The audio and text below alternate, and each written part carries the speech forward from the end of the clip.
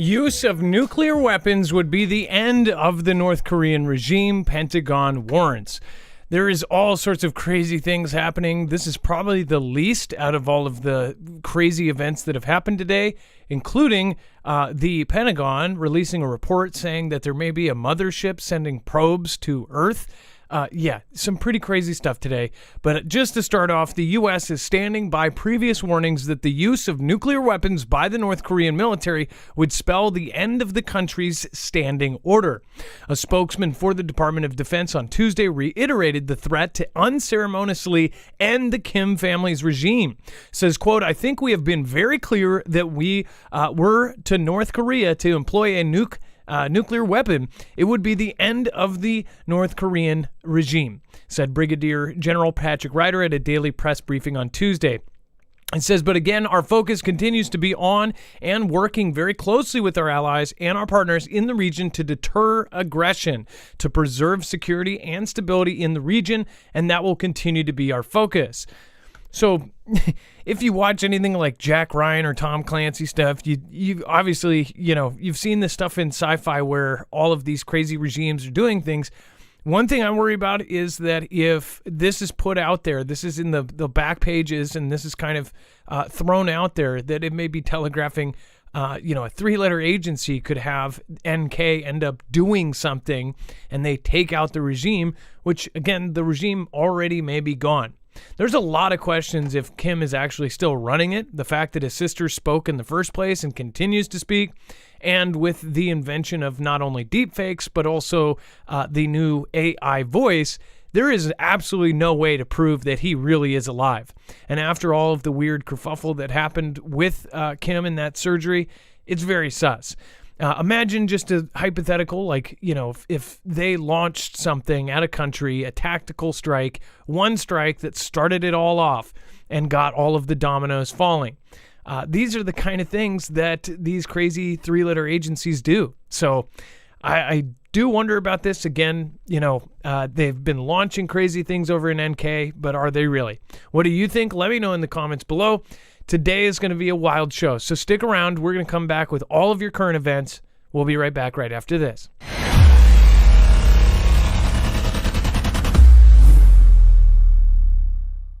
Nothing in this show should be considered legal, medical, or financial advice. The views of the callers can differ considerably and do not necessarily reflect my opinion, Dex's opinion, or anyone else who works with the show. You should always do your own research and consult with professionals. The internet is full of fake news, so please take everything with a grain of salt. If you have not already, it helps us out if you end up going through any of our affiliates, and it helps you out if you end up protecting yourself against cybercrime.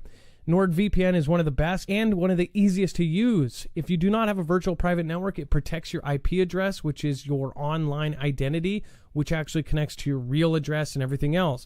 It also connects to you. If you know anything about how they are data logging and basically getting your profiles down, you can prevent that by having a VPN. Nord is, again, one of the easiest. Download it. It's like an on switch and off switch. All you have to do. Go to marfooglenews.com/VPN. Not only will you get a giant discount on this, but you will also be helping us. I appreciate your support, and I appreciate everyone that goes through any of our affiliates. Can't say thank you enough.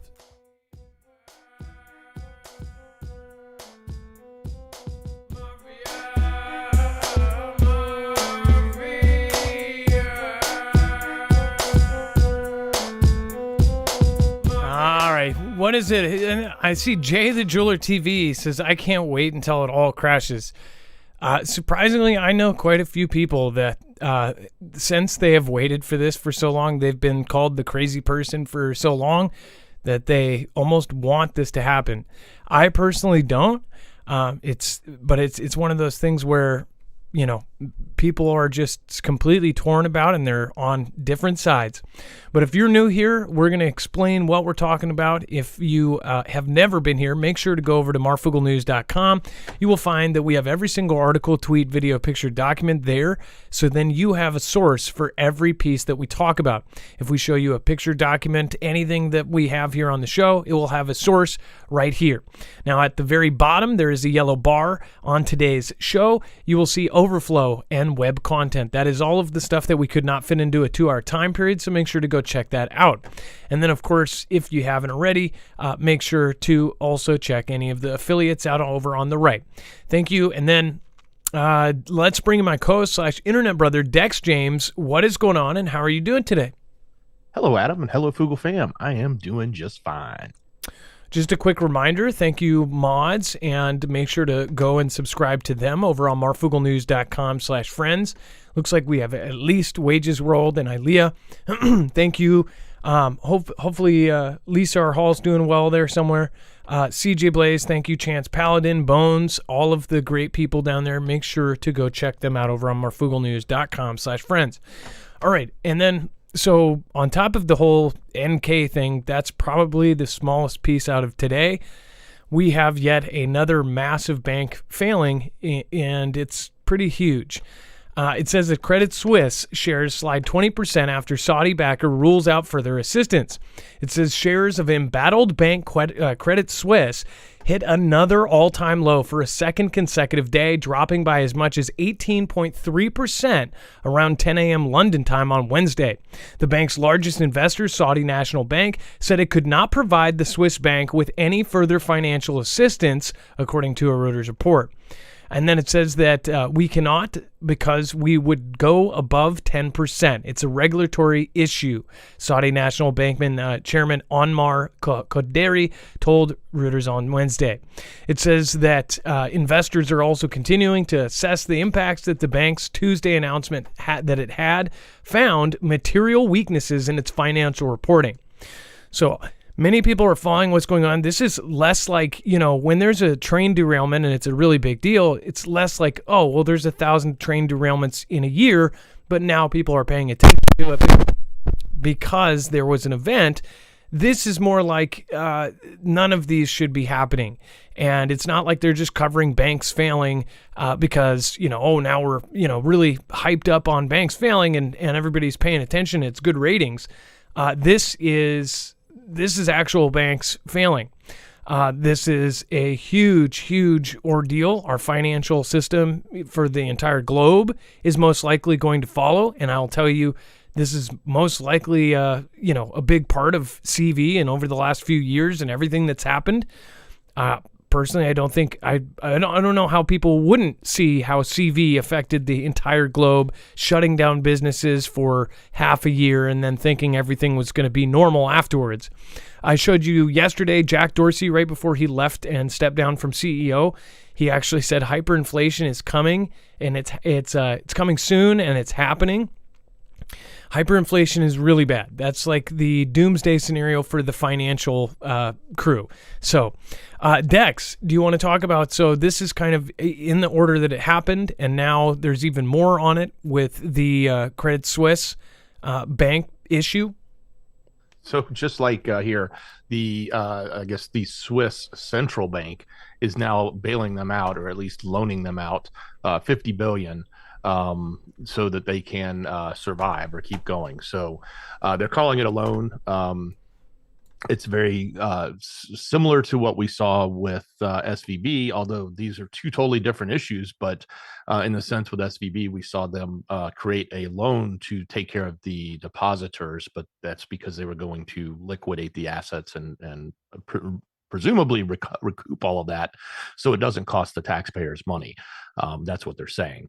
So, but at the end of the day, what we're looking at here is obvious signs of trouble in the financial market, specifically within the banking industry, and what's happening here with their inability to maintain their values, especially with the investments they made, and then what that in turn is making them look like they're sort of insolvent, or at least not in a position to function, and they need more capital or more money. And nobody's willing to really pony that money up except for the governments, because they don't want the entire system to collapse. And there's all sorts of folks, running to the bank and taking their money out. These are the kind of signs that, people talked about years ago and were called, crazy. Now all of these kind of things are just happening on a daily basis. It is really, really, really dangerous as far as what is happening right now. And I know that a lot of us are just praying that all of this goes back to normal, but most of us preppers know that this is all just part of what happens. Like this is kind of what everybody saw coming. Which, again, here is a story. It says that Goldman Sachs bought the SVB bonds, essentially talks about how they bought it for how much and how they paid it back. It said that bought the SVB bonds, whose $1.8 billion loss set off the startup lender's meltdown. It said that Silicon Valley Bank revealed Tuesday that Goldman Sachs bought the bond portfolio on which the startup lender booked a multi-billion-dollar loss, setting off the biggest bank failure since 2008. And I believe that last one was Washington Mutual. It said that the debt holdings, originally valued at $23.97 billion, ended up being sold at a negotiated price for $21.45 billion. It says that led to a loss of $1.8 billion for Silicon Valley Bank, which it's so crazy to think about that amount of money. It says the huge shortfall spurred the bank to attempt raising more capital by selling shares, a plan that ended up in the dumps and sparked an old-fashioned bank run that would lead to its rapid meltdown. On Friday, the lender was shut down by regulators and put under the control of the Financial Deposit Insurance Corporation, the FDIC, marking the biggest bank failure since Washington Mutual folded up 15 years ago, not long after Signature Bank also closed down. It said the losses from SVB's bond fire sale was largely a result of the Federal Reserve's aggressive monetary policy over the past year.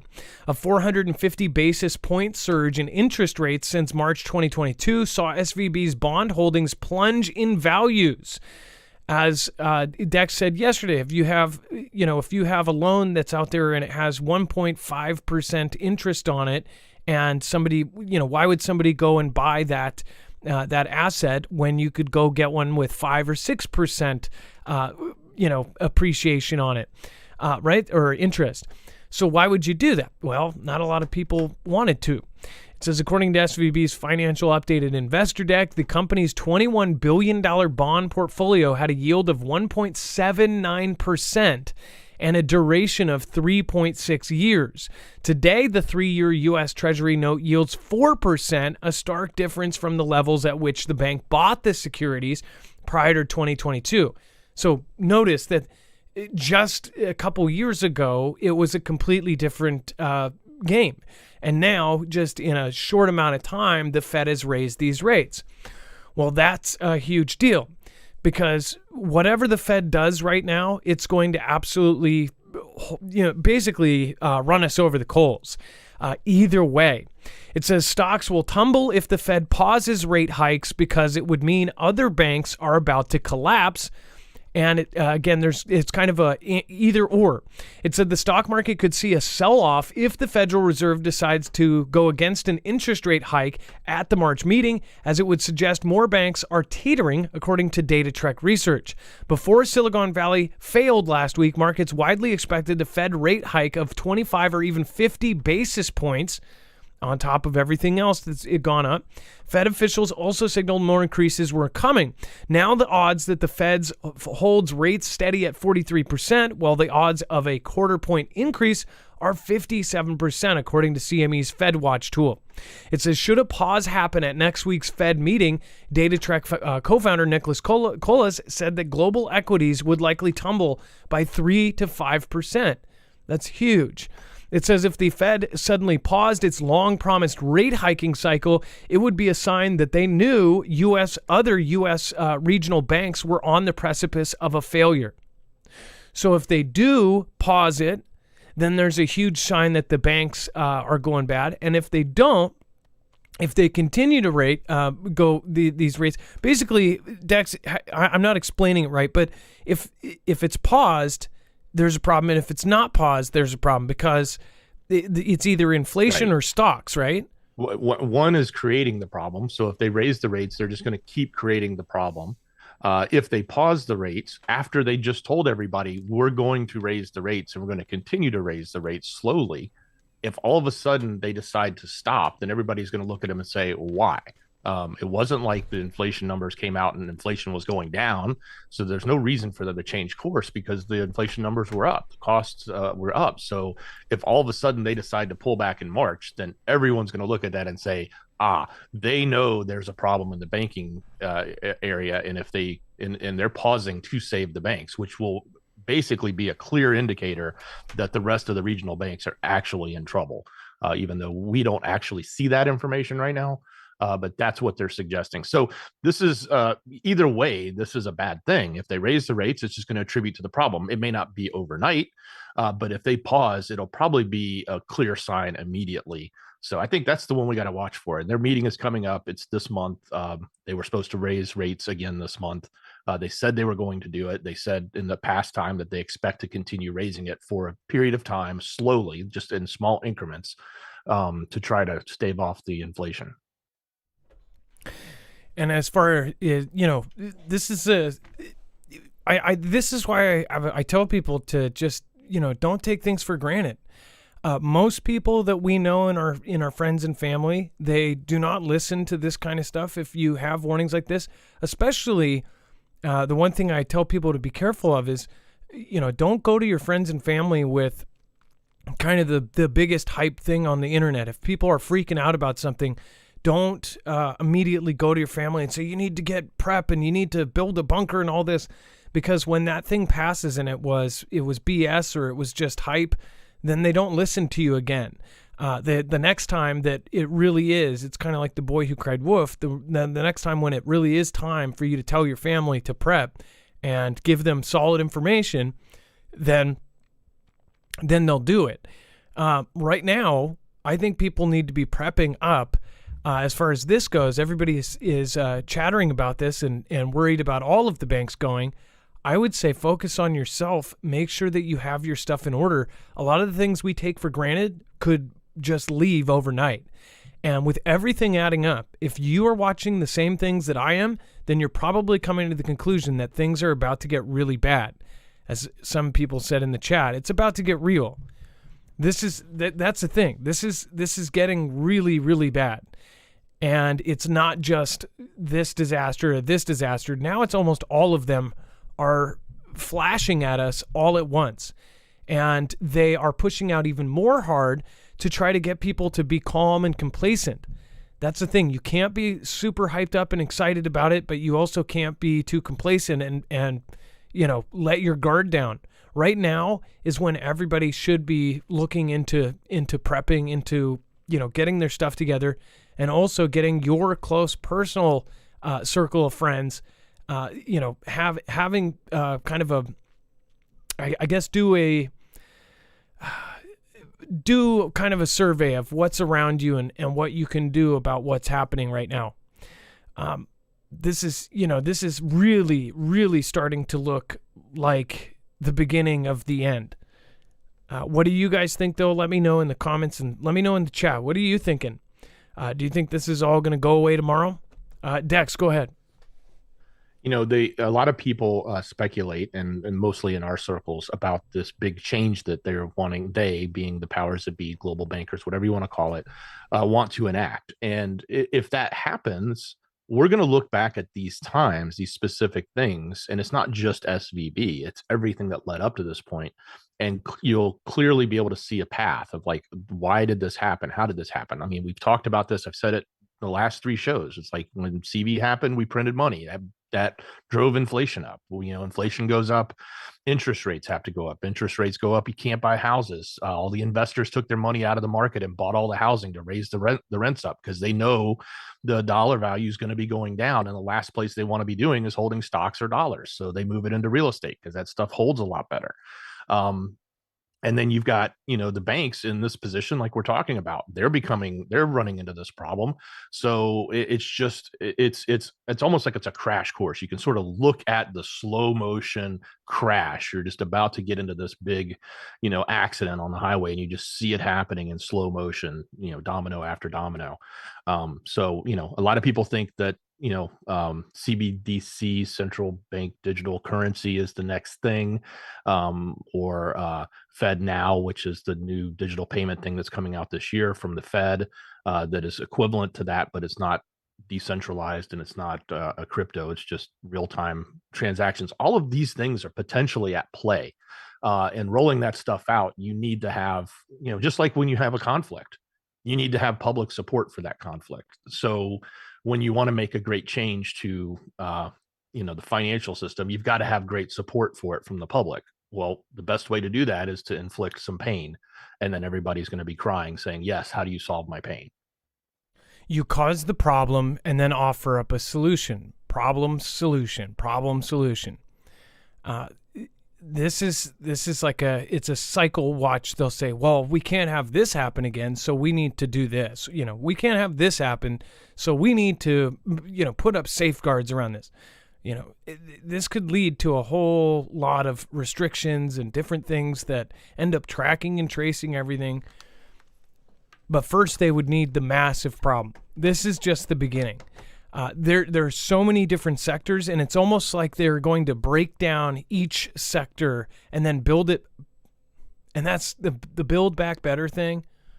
I mean, really, put your tinfoil hat on for a second. Just really think about that. To build back better, you have to tear it down first. They're putting it right in front of our faces, and the majority of people are like, "Oh, sure they are, yeah." And they label anybody who asks questions about any of this, or talks about it, or makes theories of what could happen, hypotheticals. They say you're nuts, you're crazy. None of us are crazy. We saw all of these events coming, every one of them. None of us have a crystal ball. It's common sense. It says, somebody on Twitter just posted, it says, common sense is not a gift, it's a punishment. Because when you have it, you have to deal with all of the people around you that don't. I don't know who said that, but man, it's absolutely true. Everybody around us is saying, oh, you're hyping up, this is just hype. It's all just fear, fear, fear. People said that before when we said that they were planning. Well, I'm sorry. They were preparing for a demic, right? They showed us all of the information. They put out warning after warning, and then they put out very specific graphs. The W and the H and the O put up graphs saying this is how the world economies are going to be affected by this. That graph was actually really close to accurate. And for whatever reason, all of the allied countries were damaged the worst. All of the other countries, which at the time of that graph, they didn't know that all of those other countries were going to keep their CV response private and not do the same things that we're doing to handle it. It's like CV caused inflation, they printed more money in like 3 months than has ever been printed in history. Are people still on the ground thinking, oh, everything's okay? They printed more money in just a couple months than has ever been printed in history, and people just forget about it. They live their day-to-day, their 9 to 5, and they just go to the next day, and they're like, oh, we'll just kind of go past it. The whole point of this show is everybody here follows 5 days a week, and then most of the time 7 days a week if they're following all of our channels, but you're following every single cycle. And when you see the patterns, it's hard to unsee them. Once you're awake, you can't go back to sleep. You can't press snooze. Right now, we're heading into a disaster, and I'm confident of it. Absolutely. And I'm not trying to scare people, because if you're here and you're scared, then you're the wrong kind of person that shouldn't be watching this. Most everybody here agrees with me in some sense. They don't have to agree exactly how it's going to happen, but almost all of us agree that something bad is coming. And you can call it being a pessimist or whatever you want to call it. We're going to be ready for whatever. You're basically you're at news from a prepper standpoint. It's kind of like, don't ask a,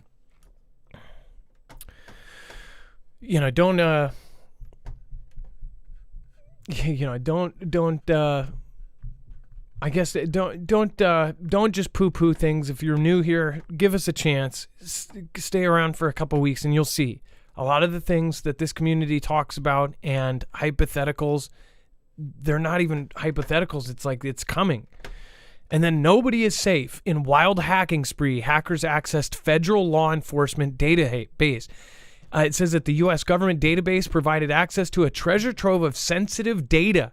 It says, I can request information on anyone in the U.S., one of the alleged hackers wrote. It says, hacking, disinformation, surveillance, cyber, And it said that two men, one of whom previously presented themselves as an independent security researchers to Motherboard, allegedly went on a wide-spanning hacking spree that included breaking into a federal U.S. law enforcement database using a compromised Bangladeshi police officer's email to fraudulently requested user data from a social media company, and even trying to buy services from a facial recognition company which doesn't sell products to the wider public. But of course, law enforcement, they do, right? It says the news highlights hackers' continues interest in accessing novel sources of personal information and the extreme risk of what can happen when hackers compromise those databases or accounts. It says, quote, I can request information on anyone in the U.S. Doesn't matter who. Nobody is safe. One of the hackers allegedly wrote to a contact. It says that Cigar Stephen Singh was arrested in Rhode Island on Tuesday. Nicholas Sorrello, 25, remains at large with his location listed as Queens, New York.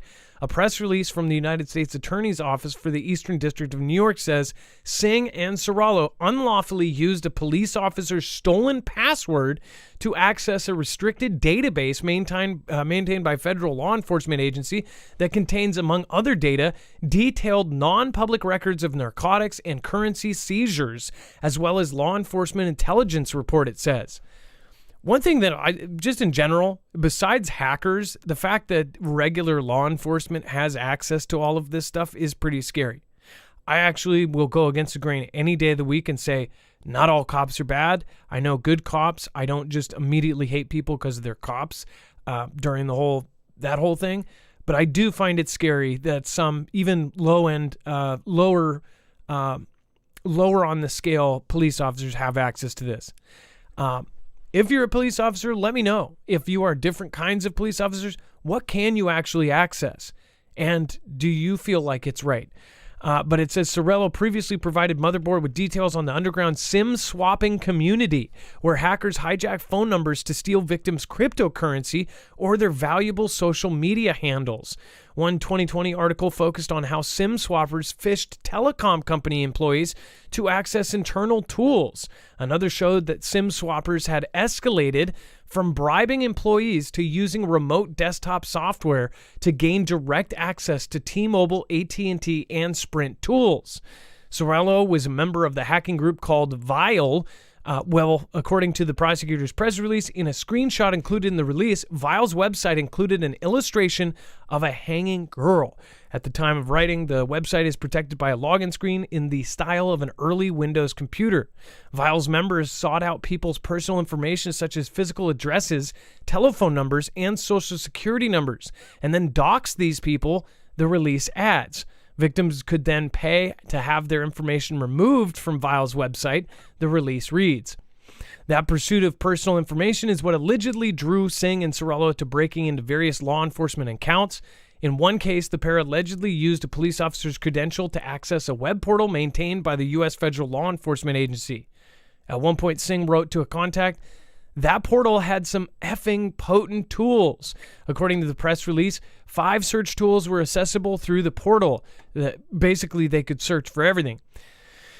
So, and then it says nearly immediately, Singh used his new access to gain information about and then extort specific people. The Fed allege, you're going to comply with me if you don't want anything negative to happen to your parents, he allegedly wrote to one victim.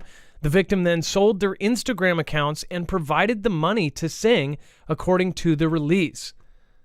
This is wild stuff. And this is stuff that almost any of these guys could access. Dex, could you imagine if somebody with really, really horrible intentions or a very organized group, a super group or an actual terror cell, what they could do with what they have? This is crazy. This is just using not even a fake email, but a phished email. So they had access to an account. So first off, why do we give so much access to a police department in Bangladesh or a police officer in Bangladesh? Is the first question I'd ask. What type of oversight do we have to this type of data? But then number two, that was just with email. The technology is advancing so far. These hackers and crackers, if you want to call them that, are going are taking it to the next level and making phone calls and using voice systems and doing other things to impersonate people so that they can gain access to these systems. And then once they get in, they didn't have to necessarily hack anything. They were basically handed the keys. It's like, oh yeah, you belong here. Here's the key. Go use the system. Think about this. If you work at a place and you are basically in charge of something incredibly important, your security, and you know your boss, you talk to your boss every single day. Say your boss calls you on the phone and says, "Hey, I'm at lunch and the big boss just called me and said, I need to log into this stuff. Can you give me my login real quick?" And it is your boss's voice. You know him. You've talked to him a million times. You have no doubt about it. Then you go, "Oh yeah, I'm not supposed to do this, but sure." But all of a sudden you realize afterwards, after they've accessed some crazy, crazy thing, that it's an AI voice that they used 3 seconds of the boss man's voice and made him and ended up getting their information. This is happening on a real scale. It's happening to regular people. Foogle fam have said that they have had this happen. There was one woman, one of the weirdest ones and one of the first ones, was she runs a bed and breakfast, or no, she rented a bed and breakfast, or like a Dex, what is that company called? The Airbnb. Airbnb. She rented an Airbnb in Mexico and then got down there and it was canceled, and then the non-refundable deposit was kept, and apparently they had a phone message from her saying that she canceled her room or her house, so they got to keep like the $800 or $900 or something that it was that she did. It was non-refundable, and she wasn't able to stay there, and they were able to double rent. And she goes, "Well, no, I didn't." They go, "Yeah, we have a voice message from you." So it was a racket that they were doing, and they actually had her on the voice message saying, "I'm canceling it," but it wasn't her. But as far as the police are concerned, they're like, "No, ma'am, sounds like you called and you said that you were canceling." So they're in the right. This kind of stuff is going to get so much worse. And then get this. That's the big problem, and everybody's going to be worried about it. And they're going to go, the solution is that everybody's going to need a individual digital ID for every single person on the internet, because they're not going to know who is who, and it's going to cause absolute pandemonium. That's if a million other different problems don't happen. But the basic thing here is that things are about to change drastically, especially with the tools that are available right now and with how much power we've given in our infrastructure to the internet and to this system. It's pretty freaky. Dex, go ahead. Hey, I just want to jump back to the Credit Suisse topic for a quick second. I was reminded, somebody in the Fugel fam made a comment, and it made me go back and remember some of the stuff that we had talked about last year. Do you remember the pontiff saying, "Move all your money to the Vatican bank"? Oh, That was a big deal, right? They forced it. Well, one of the biggest players was Credit Suisse, and they actually got hit pretty hard in valuation when that went down. And a lot of people were speculating, did they even move the money from Credit Suisse or not? Because it was such a large holding for the money for the Holy See, and they had a ton of money there. There was also things that were tied up in litigation there over other ongoing financial trial that was going on between Credit Suisse and the Pontiff's Holy See Bank, if you want to call it that. So you guys want to dig into a rabbit hole, go look through that stuff. But that's somewhat, probably somehow all connected here. So say that one more time. So just so if you don't know the story we're talking about, the Pope ordered essentially all of the churches to send the money back from all of the churches related to the Catholic Church back to the main Holy Church Bank, right? I don't know what it's Correct. called. They call it the Vatican Bank. He ordered all funds that were in foreign accounts to be moved back, and that was last year. And around October, it was reported that Credit Suisse had lost share value significantly during that time period. And a lot of people were wondering if those, because there was a huge tie between that bank, the VAT bank, and Credit Suisse with their foreign funds sitting over there, that if they had moved all those funds, it would have hurt Credit Suisse. And that was why their stock had gone down at that time. But they weren't sure if it even happened, even though he ordered it to happen. So there was a lot of questions about that back then. So it's all connected. Okay, The well, dots are all connecting here. and there's banks in the U.S., there's banks all over the world. So when the Vatican said, "Hey, take all this money, put it back into our bank," around the globe, all of the different banks that had money in it, when it happened, everybody was like, "Whoa, why?" Did they know about what was happening here? Did they know about what was going to happen? And that gives me a chill down to my spine, because it makes me think it's going to get a whole lot worse. It won't just be Credit Suisse. And this was just a few months ago that this happened. The Vatican said, you need to return everybody, and it was out of nowhere, and everybody's like, why? There was no reason. You remember that, Dex? There was no official reason. It was just bring the money back to the Vatican bank. And they gave them 30 days, less Yeah. than 30 days. It was like by the end of the month, which was like 20 something days, 28 days or something like that. This is wild. Like, why? And now all of these banks are failing. Dex, what is the worst case scenario? How could all of the banks fail? How many of these could really hit? And then what happens if all of the banks do fail and somebody doesn't bail them out? Or do they have to be bailed out? Can they be bailed out again after 2008? Well, I mean, the worst case scenario right now, the banks run on a fractional system. In other words, if I give them $100,000 to put in the bank and hold for me, they are allowed to take 90% of that, I believe, and go use it as investments. So they would make a part of it into car loans or into home loans, or they would buy bonds like we saw with SVB. They buy bonds that are going to make, 2% interest because they think that's a good deal because they're only paying, me like 0.5% interest. So they're making the money. They have to make money. Like, otherwise we would be paying a lot of money every month just to have them store our money in a vault, right? The whole point is we got free or close to free banking, where you pay anywhere from nothing to $20 a month for a bank account.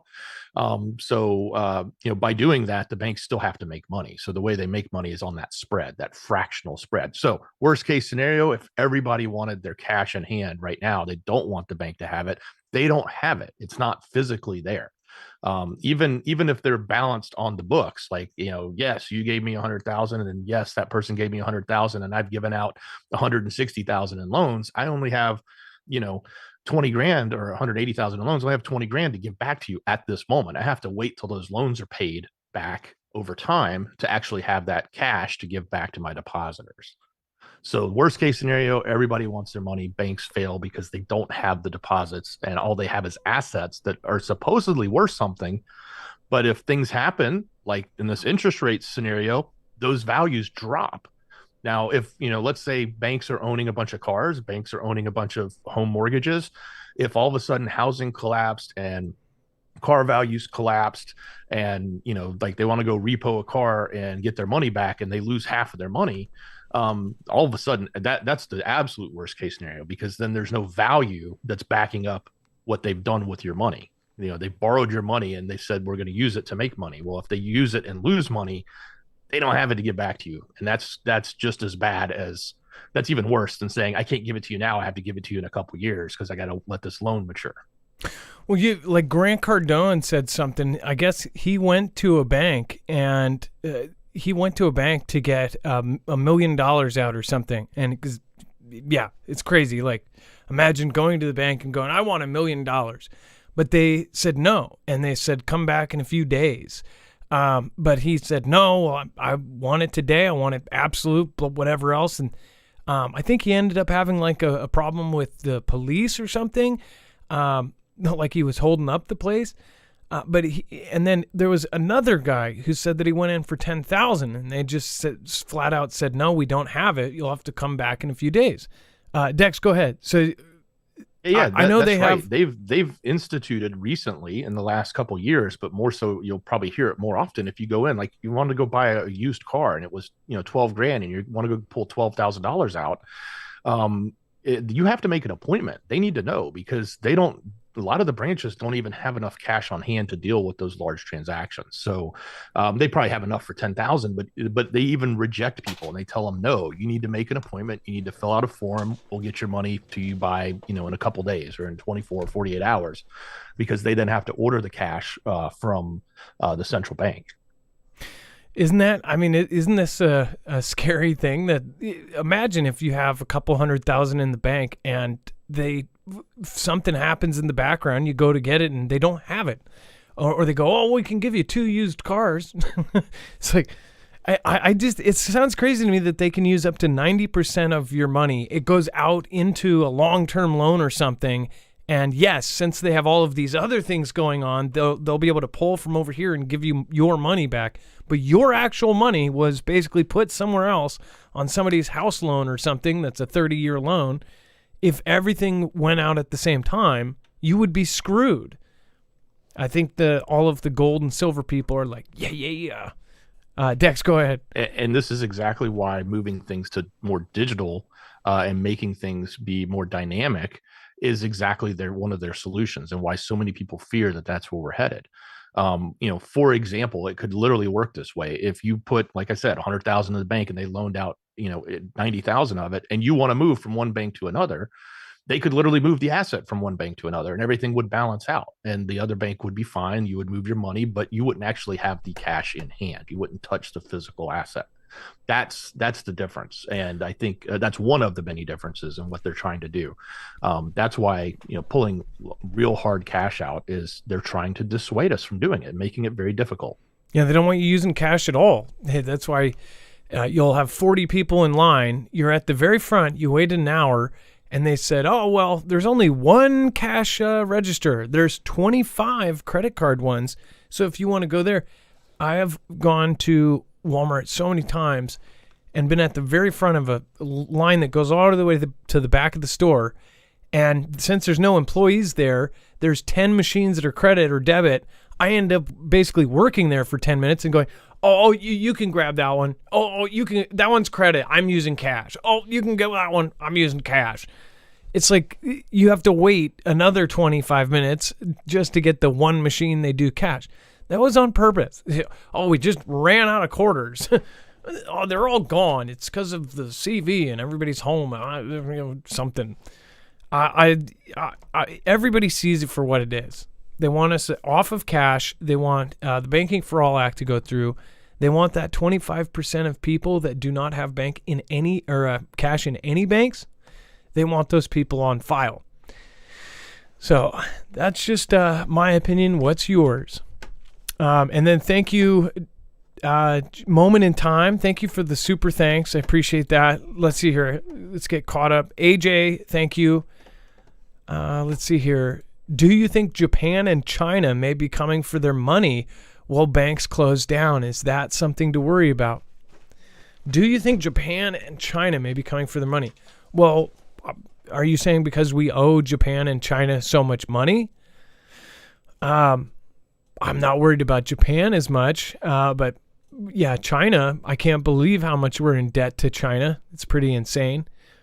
Dex, what do you think as far as Japan and China coming for us? Though I think those are two of the biggest countries that own our debt, right? Well, on one hand, they want, on one hand, they want to see us continue, because if we continue, we can continue paying those payments for those debt. If we, collapse, then they get nothing. If they, the extreme is they come take our country, but that's not going to necessarily very easily happen, and it's not going to happen over debt. At the end of the day, that debt is a value to them. They took it on because they wanted the interest off of that. They wanted to earn more money. They were like, yes, I'll give you, billions or trillions of dollars because I'm going to make it in the long run. I'm going to make more money off you by not doing anything. We have it to give you. We'll give it to you, and we'll make money for 100 years. Well, yeah. As far as like you you'd rather have them pay the rent than run off with it or something, right? Stephen McMahon says a street cop, even a district commander, can't access that kind of stuff. The officers robbed must have been federal and high up also. Well, no, that's the point. It was a regular police officer from Bangladesh, and they used his email to go and request information. And since he was from, whatever the rules, maybe they have a very low title for a Bangladesh police officer to be able to get U.S. information, which I think is pretty nuts. By the way, I just realized that's not a baby hand, by the way. It's like, I know how people look at the details. It's Galactus, but just realized there's like a little baby hand right here. It's okay. Anyways, but yeah, so I'm surprised to hear that our cops can't access that, even a district commander, but yet a regular police officer in Bangladesh can. And of course, if you're a hacker, then you can VPN yourself wherever you want, right? And then Jen says, we love and appreciate all you guys do for us. This is the most amazing community by far and one of the best shows ever. We thank you guys for surrendering your lives to the Lord and bringing us the truth. Well, thank you, Jen, and God bless you, and I appreciate that. I really do. Thank you for your support tonight. And then thank you for also supporting Independent. David Wad, thank you. Appreciate that. Jaleesa H., thank you for the super sticker. Patricia, thank you. And then Kimberly, I missed you last night, and I hope you end up watching the replay or you're watching tonight. Says, love you guys too. Sending blessings to all of the fam. Thank you, along with Rhiannon S., Ray the Way, Tasha, and then Rhiannon S., if you do see this, please text me because I do have a new phone. So I would, if you text me, it will be right at the top. All right, and then I tried to look for your number last night, but I could not find it. All right, and then let's see here. Before we move on to the Pentagon issues a warning over an alien mothership UFO possibly sending probes to Earth. Yeah, this isn't a joke, which, of course, everybody that heard this so far, everyone I've talked to was like, what? Yeah, funny. And they thought I was joking. I thought this was a joke when I saw it, but we'll talk about that here in a second. First off, though, I do want to remind you, make sure to go to marfooglenews.com/EMP. If you want to protect yourself against an electromagnetic pulse or a CME like the massive one that just happened, they just had a Carrington level event. Luckily, it missed us. If you want to protect your devices, your cars, your trucks, your boats, your motorcycles, if you've got a Harley that you're planning to bug out on, then you would want to put an EMP shield on it. The vehicle versions are very easy to put in. The car versions are the easiest, about 10 minutes, and your car is going to be protected against an electromagnetic pulse strike or a CME or a coronal mass ejection. You can go to marfooglenews.com/EMP and go check them out. They're Keystone military tested. Agencies like DHS and DOD are utilizing EMP shield. And of course, they're on the DEMSO team officially helping protect the Texas grid. So pretty much everywhere in the United States in some way or fashion is using EMP shield, the company. So go to marfooglenews.com/EMP, not only to get $50 off, but also to help our channel as well. You're going to get a cheaper price than if you just walked off the street, and you're going to help our independent channel at the same time.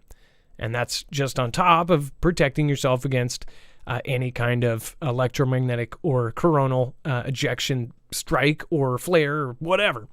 Go to marfooglenews.com/EMP.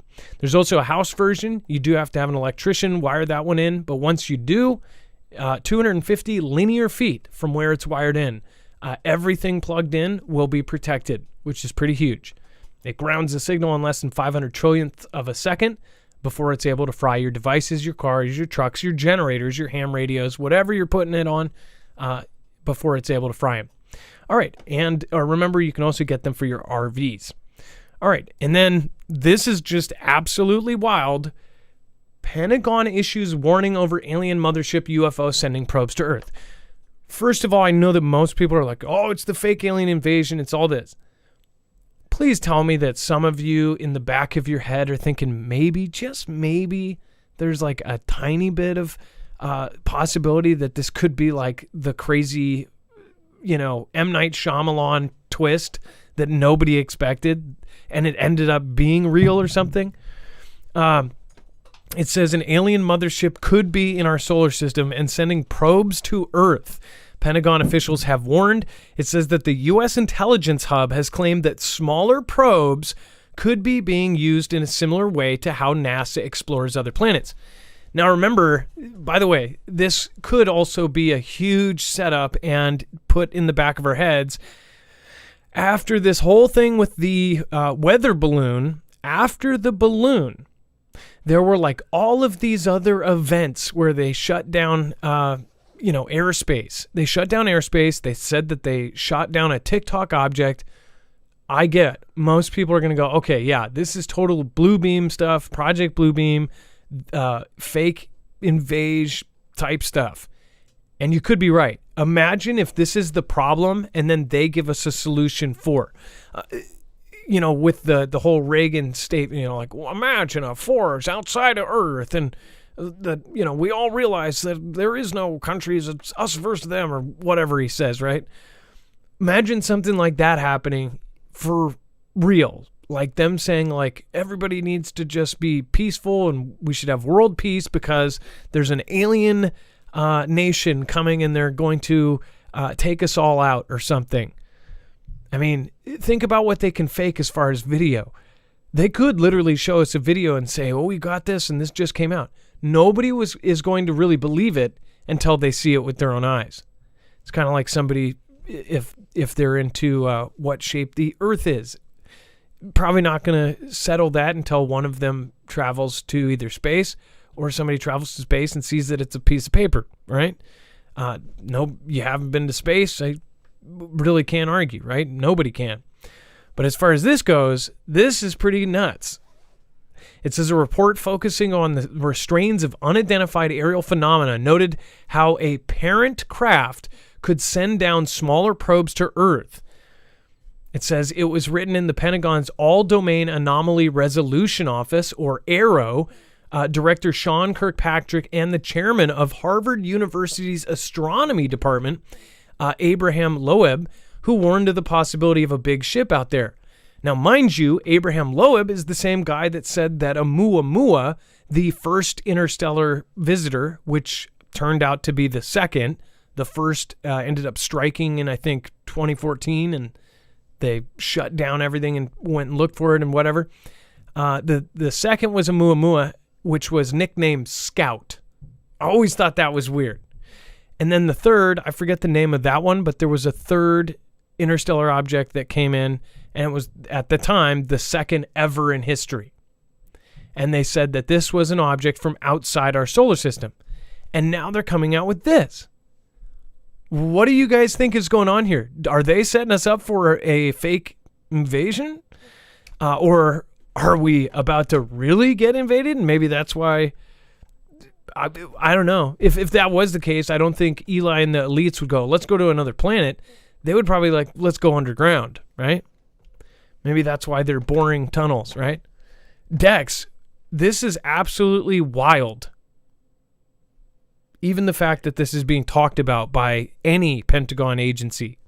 Well, and it's like they're taking some of that information that was talked about back then, and they're putting it into the reports, and the Pentagon is compiling it. The AARO or RO office is using this, and they're putting this out. So this is, this is kind of crazy when we think about it. They even mention Oumuamua here in the article, but this is definitely one of those scenarios that you just you leave to Hollywood, or you think of Hollywood, or a lot of people think of the Project Blue and the Beam. They think about that, or they just think, well, okay, some people will just write it off as it's just a distraction for all the other things that are going on right now. But mind you, this is not even a front page type story. This is was in the background. It wasn't front and center. It's front and center to a lot of us because we look at these types of things, but to the general public, this one's not. But coming out of the Pentagon, kind of a big deal. Yeah, mind you, we pay attention to the back page stuff. What is on the front page, I consider always, usually the front page, whatever if 10 news stations are all saying, look at this, it's crazy, look at this, 24-hour coverage, we're going to show you tornado after tornado, or we're going to show you, whatever, that's usually the distraction. The stuff on the back page that nobody talks about and it doesn't end up at the water cooler the next day, that's usually the stuff that is more truthful that they have to cover because it's out there, right? So what do you think about this, though? Is there a balance to this? Is this a slow setup for something to come that nobody would ever think this happened? This is like in every movie that has zombies and they say the word zombie and they're like, oh, come on, zombie, really? Zombie? That's another, event that it's been sci-fied into oblivion to where people will not believe it no matter what, because there's been so much sci-fi about it. There's been so many fantasy movies about it that it's just not, people can't fathom it. But zombie, the governments of the world have figured out to make stuff like what is seen in The Last of Us, the cordyceps or whatever, that make people into aggressive. That's already been developed in some ways, and people in Germany did stuff like that. They did tests of all sorts of horrible, horrible things that would basically turn people into rabid, murderers. I mean, like that is a real possibility. If they tweak the brain, now that they understand the brain like they do, to the point where they're about to put a chip into somebody's head, think about if they can upload things to your brain, think about what they could do with that. They could most definitely do some nasty stuff if they wanted to. I'm assuming whatever the public knows, the government has, 50 levels above that. Let's go over to the chat. I'm definitely interested in what people are saying about this.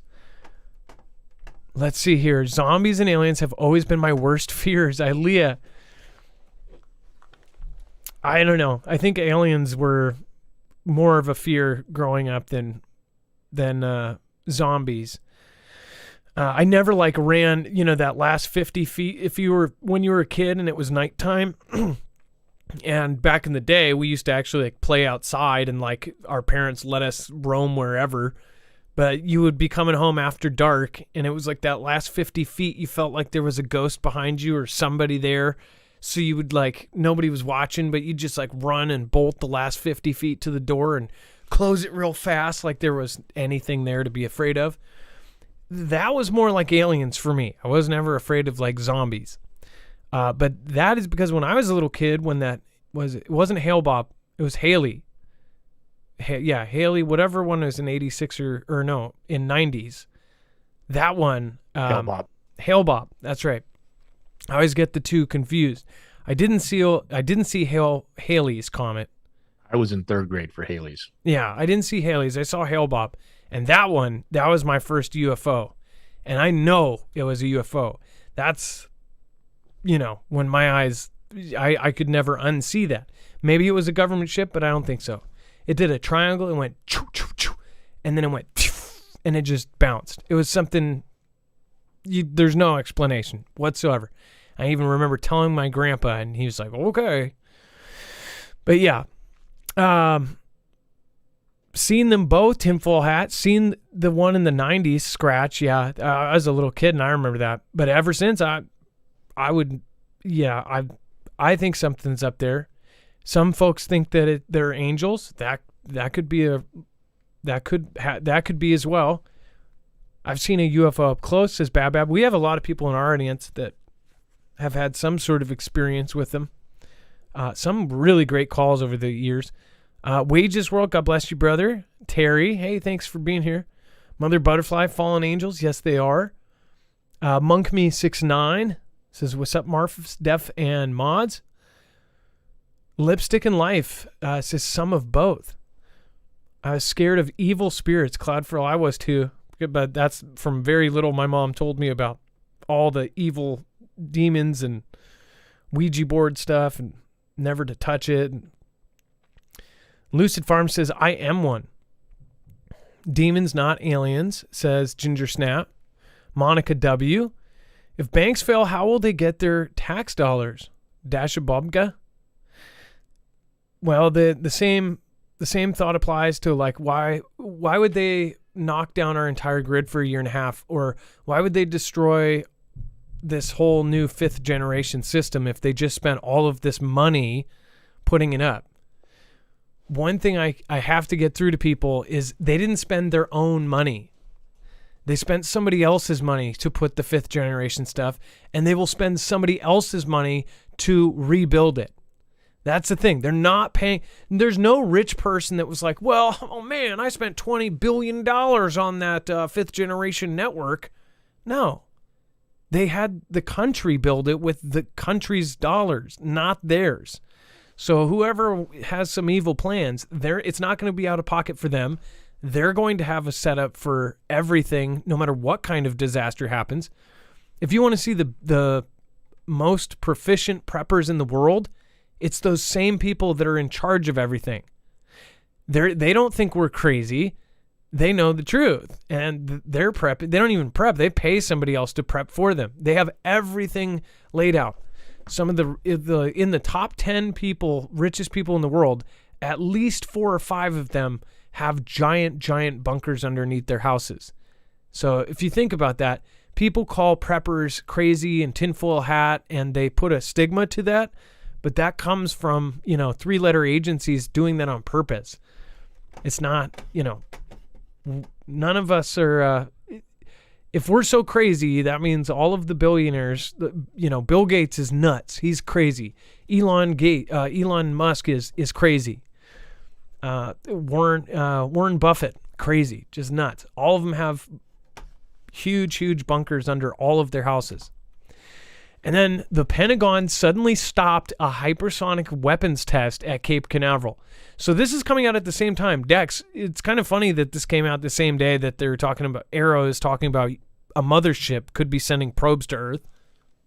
It is, and this is also the one we covered about maybe less than a week ago, when it was speculated that maybe it was a week ago, it was speculated that this thing was going to be a hypersonic launch, but nobody knew what it was because it was a Space Force station at Cape Canaveral. But now I guess it's still speculating. They're still making the assumption because it's not like they're telling us about it. But they did say it was canceled. It was basically pulled back, and we're not sure why. Somebody said, you said Elon Gates. Yes, I did. I just told you a secret. Now I'm going to be knocked off. Well, it's weird with the hypersonic missile thing. Like, why? Why did they all of a sudden stop, right? They said the FAA closed the airspace to pilots around the Cape between March 2nd and March 6th, but did not specify what prompted the restrictions. However, Marco Longbrook, an expert in optical space situational awareness, first of all, he's an expert in optical space situational awareness. He's basically an expert in head on a shoulder or head on a swivel. Literally, optical space situational awareness. Wrote on his blog that the closure indicated a forked flight path over the North Atlantic, meaning that it was likely a hypersonic missile test. It says, as a result of the pre-flight checks, the test did not occur. Delivering hypersonic weapons remains a top priority for the Department of Defense. So there's quite a few ways you could look at this and say maybe it's a bad thing that they weren't able to do it. But it says a hypersonic, and then it goes into what it is. And you guys all know that. I'm not going to bore you with that. But yeah, if you want to go read the rest about that, you can. It's over on marfooglenews.com. And then it says, it sure seems like Dark Star, Lockheed's secret high-speed jet, is real. This is also something that we have covered, we've talked about, we've, I guess, hypothesized and had our theories on. But it appears that it is most likely real. Dex, why don't you cover this? I'm actually going to use the restroom real quick. So while I do that, can you put the next tab up that has the picture that they released, and then I'll talk about the article. So what's interesting here, there was, I guess there's a lot going on with the Oscars and the movies, and specifically Top Gun. And for those of you that saw the the second Top Gun, I think in the very beginning there was the scenes about him testing, a super secret spacecraft. So, or airplane, high altitude airplane. There's been a lot of speculation that this Dark Star was coming out or being built, but it's obviously done in secret. It's not something that's ever been released. We've talked about images that have been picked up on satellite that they thought might be it. We've shown those before in the past. So they came out today, Lockheed did, and they posted, or actually, I think it came out a couple days ago. They posted in congratulations to receiving the 6 nominations for the Oscars for Top Gun. They posted this picture, and they basically said, here is sort of the real. We're sharing some Maverick-worthy images of real aircraft. So this is kind of a cool thing that they put out, at least in the sense this is what allegedly the Dark Star is going to look like, or does look like. I don't know if that's a rendering or if it's a real photograph. It looks pretty real to me, but it could quite possibly be a rendering. But if they're publishing it, they're the manufacturers, and I'm assuming they had some sort of clearance to do that. That's what it was. So basically, they're doing this for publicity with the movies and the Oscars and blah blah blah. But when you look at it, it's like, okay, we're actually seeing a glimpse of this super cool tech. Now, this plane is one of the air breathers, I think it's hydrogen fueled air breathing. Something to that effect. It's like it's going to be a hypersonic plane, equivalent to like the SR-71. If you guys remember that old plane, it was one of the fastest planes ever, and that has flown. I think my friends I know that had information about how it worked and saw it fly. Like, they would literally fill the plane up with fuel on the runway, and it's dripping fuel everywhere because it had the way they built it. It had to actually, the heat would expand and seal up the fuel tanks once it got moving. It had to have enough. It's sort of the way it was designed, but it was literally like dropping fuel as it's flying up to get into altitude, and then it would have to refuel after takeoff, and then refuel again to get to its destination. But these are some really advanced, crazy, almost space planes, if you want to call them that, because of the height in which they can fly and the speed in which they can fly. So kind of a cool plane. I'd love to see these in production and be able to actually see them, as opposed to we just get glimpses of them at Area 51 or wherever that may be. And we talked about that. Aren't those able to go much further than a normal jet, right? They can use the same amount of fuel, but go 10 times as far or something like that. Yeah, they can go a lot further. They also don't have all the issues we had. I mean, like the SR-71 was built back in like what, the 40s or 50s, or maybe even earlier. It was early designs, not that much earlier, but it was, just imagine the amount of tech that is in a plane like this. And this stuff, like think of the F-22 was, back in, that plane is, even though it's our modern jet, it was actually designed a long time ago. So I could just only imagine that even what they're showing in this picture here was probably also designed still a long time ago.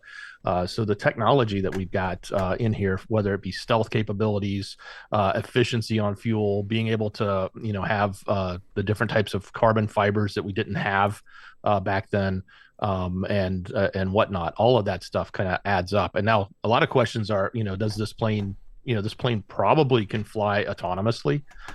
We already can fly it, just from the F-22 on, those can all fly autonomously, even though they don't talk about it.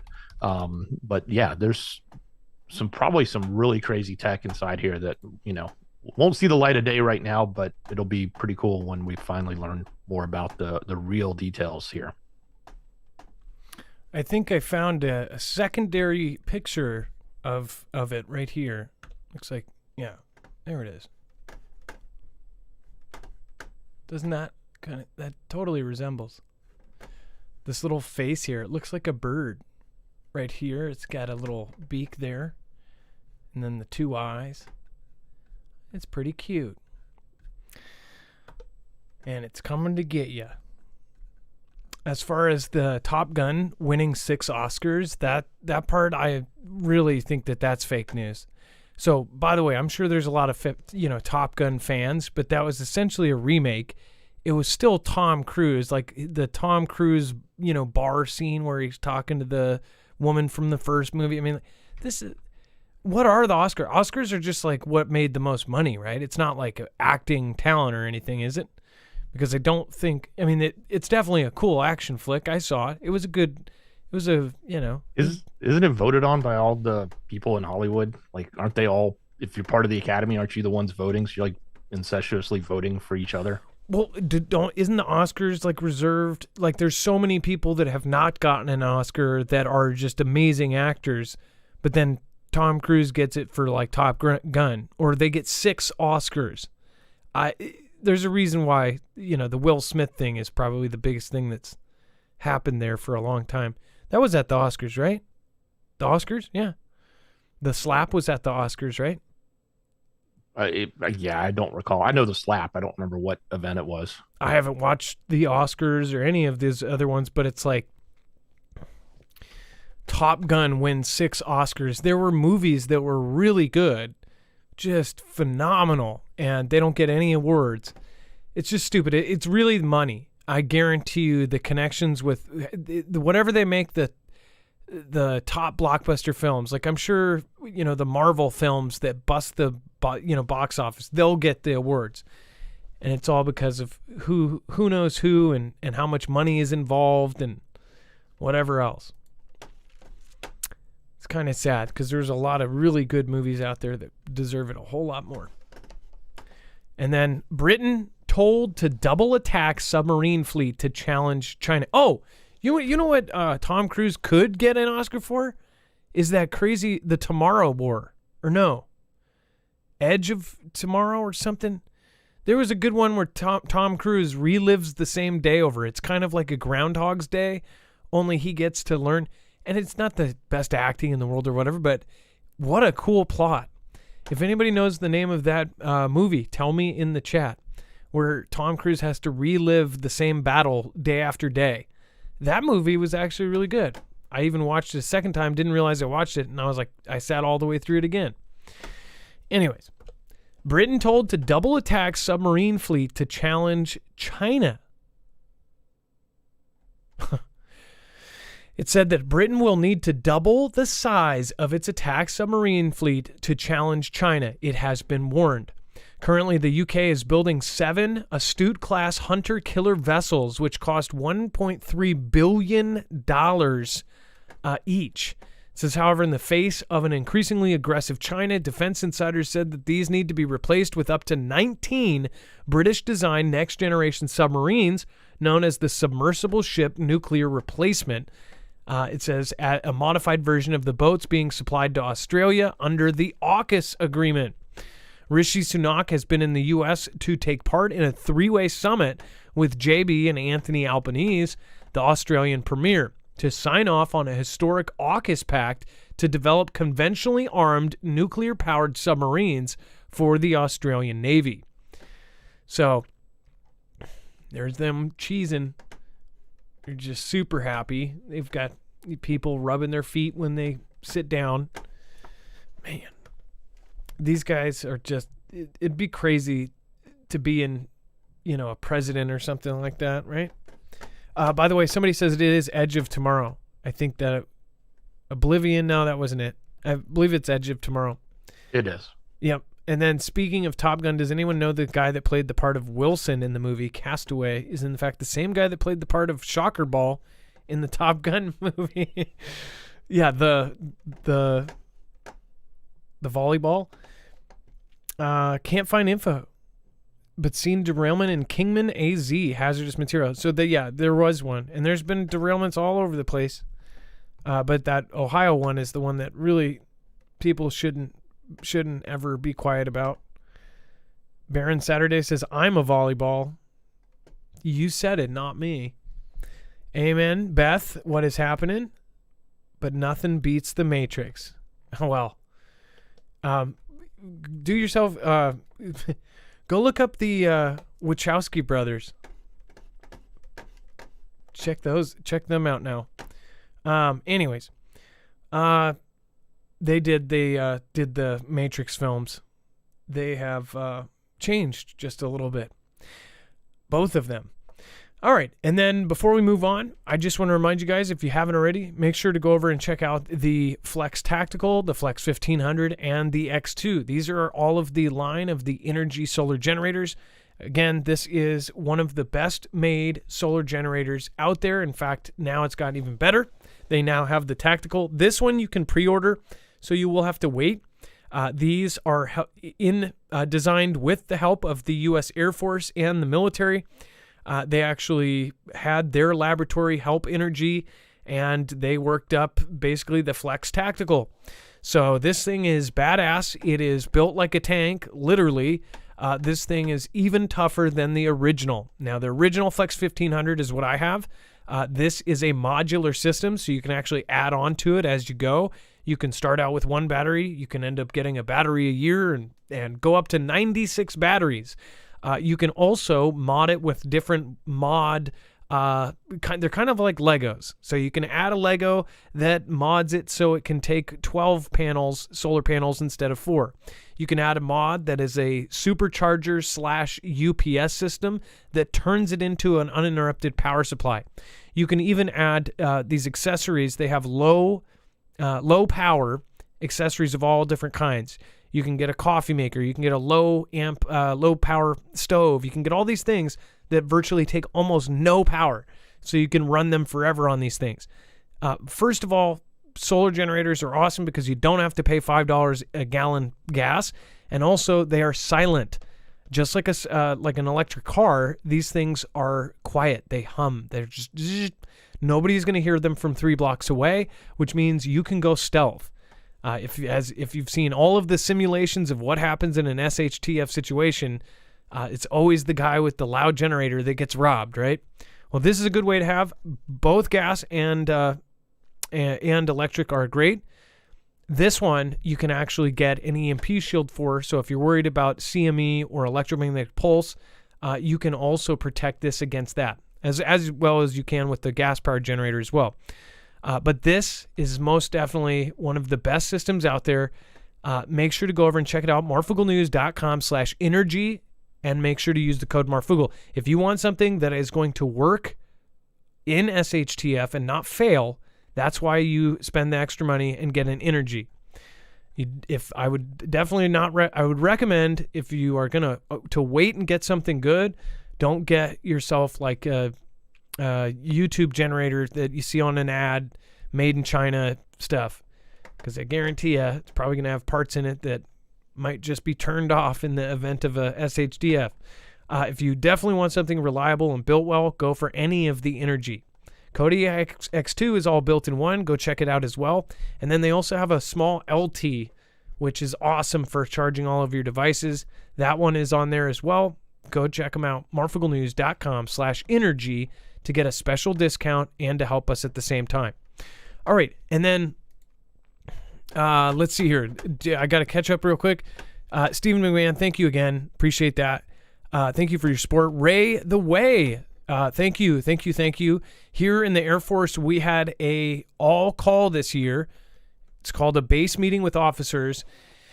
And one of our new commanders was spewing info of Area 51. We all thought he was joking, but later we had a recall and had to sign NDAs. Can't say what he said, but it was crazy. Ray the Way says, here in the Air Force, we had an all-call base meeting with officers, and one of our new commanders was spewing info about Area 51. I just had to read that again for a second. And you had to sign NDAs. Oh, man. Well, I'd love to, if you can always, well, yeah, you can't do anything, can you? I don't want to get you in trouble, but thank you for your support, Ray the Way.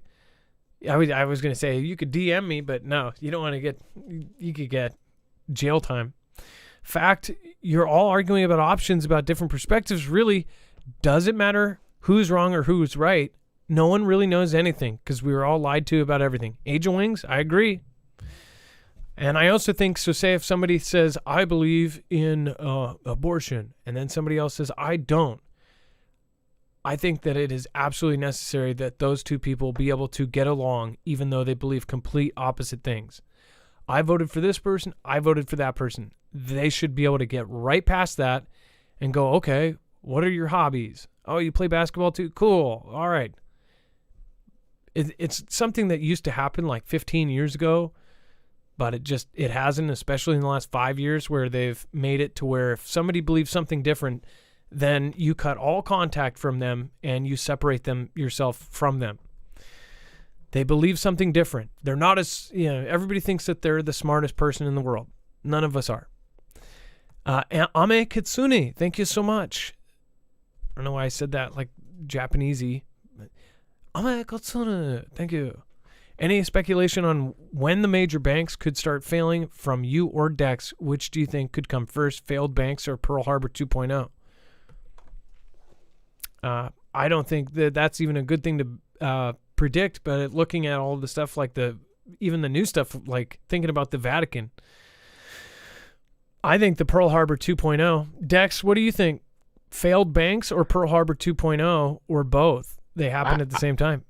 I don't know that I don't want to have a prediction on that one, but I will say this. I think that I do feel like, and it's my opinion, I feel like they're trying to push a lot of people from the regional and smaller banks into the big banks. And that may be a reason. That may be, in other words, will the big banks fail? Well, maybe not. And that's not because that they're any better, but it's because they're more ingrained with the system, so to speak, or what the new system will be. And it'll be easier for them to work with the Bank of America, the Wells Fargo, the Chase, JP Morgans, et cetera.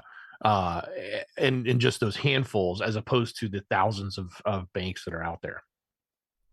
Yeah. The going theory for a lot of us is that they're pushing you to the top four. So if you're under a smaller umbrella, you're much easier to track.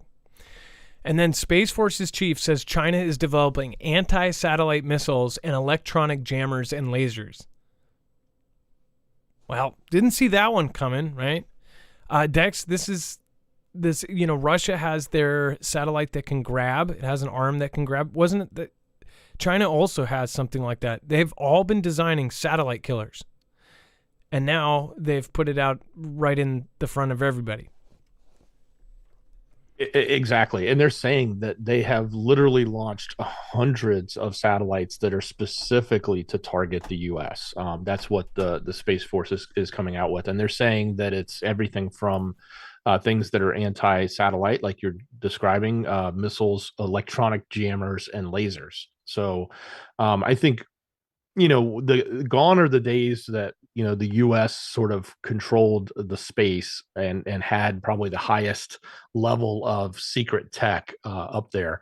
As the technology has evolved, or at least the playing field has been leveled with the technological capabilities of everyone, we probably certainly have some secret advantages that are out there that we just don't know about. But it certainly seems like the time is working for other countries, especially those with lots of money like China, to invest heavily up there and have capabilities that are on par with where we've been for the last many, many decades. It said that General Chance Saltzman told senators that Beijing was the most immediate threat to U.S. operations as it develops lasers to disrupt satellite sensors. And it said that China has launched dozens of satellites in the past 6 months. And the People's Liberation Army now has 347 orbiting craft that can gather intelligence on American armed forces, according to the head of the U.S. Space Force. Remember, they actually said that the commander of the the Space Force said that we are at war in space, that there is already a war in space right now, and that China and Russia have weaponized space. What this is saying, if we take this at face value and we assume some of it is true, they're saying that China has launched, and they're launching consistently, these things that can not only target our satellites but take them out. What if they get to their goal? What if they get out, they launch enough to be able to take out some of our major satellites? Now, there's all sorts of different satellites. There was less. When we went over the numbers, I forget why we went over the numbers of how many satellites there were, but it wasn't that many. The military was less than the civilian. They only had it wasn't as many. It was like the ratio is much less of the military satellites, Military could use civilian, but civilian couldn't use military satellites. Could they be targeting them for a strike, a Pearl Harbor 2.0? And when a Pearl Harbor 2.0 happens, and it might not be Pearl Harbor necessarily, but now there's a lot of things pointing that they might actually go and hit Pearl Harbor again. But when that happens, I do believe it will happen, because we will have to have something like that to get us into a war and have everybody support it. I think that they're going to do stuff in space, and I think they're going to knock satellites out, and all sorts of things are going to go down all at once, and people are going to be sitting there, totally still asleep, and they're going to tell you everything's fine. Go ahead, Dex.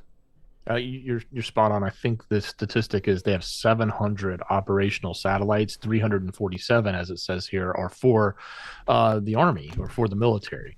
But let's not forget, like, everything that's in their country, if it's part of a company, it's pretty much can be controlled by the government. So I'd actually think that it's probably more important to pay attention to some of those other, not all of them, but a few of those other non-military satellites, because they probably could be hiding tech there, knowing that people may not look at it as closely because it's not military, and they still have the ability to get to it.